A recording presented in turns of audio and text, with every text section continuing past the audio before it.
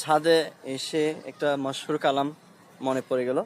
সেটা হচ্ছে যে জিতনে না দিয়া সরকার নে মুঝকো, जितना दिया सरकार ने मुझको, उतनी मेरी औकात नहीं है, ये तो करम है उनका, वरना मुझ में तो ऐसी बात नहीं है, जितना दिया सरकार ने मुझको। আসলেই রসুল পাক আমাদেরকে কি দিয়ে যায় নাই, কত নেয়ামত দিয়ে গেছে।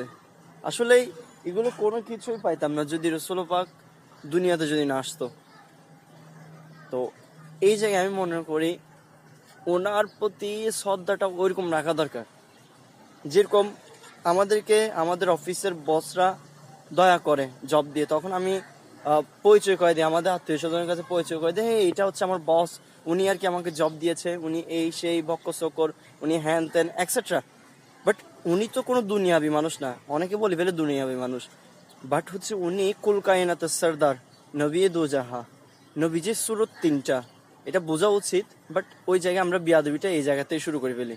তো উনি কুল কায়নাতের সরদার, ওনার প্রতি রেসপেক্টটা ওইরকম থাকা দরকার। তো আলা হজরত মানে ওনার এক একটা কালামের মধ্যে এমনভাবে লেখছে, এমন এটা যদি ডিপলি যদি আপনি চিন্তা করেন, মানে পুরো আপনি যখন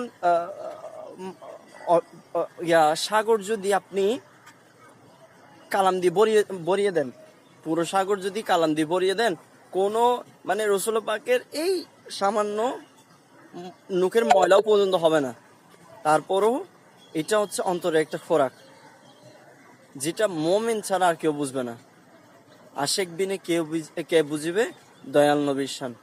যারা প্রেমিক, যারা রসুল পাকের প্রেমে পড়েছে, তারাই একমাত্র বুঝবে। তো এইভাবে মশহুর কালামগুলো আপনারা শুনবেন এবং পড়বেন, দেখবেন অন্তর ঠান্ডা হয়ে যাবে।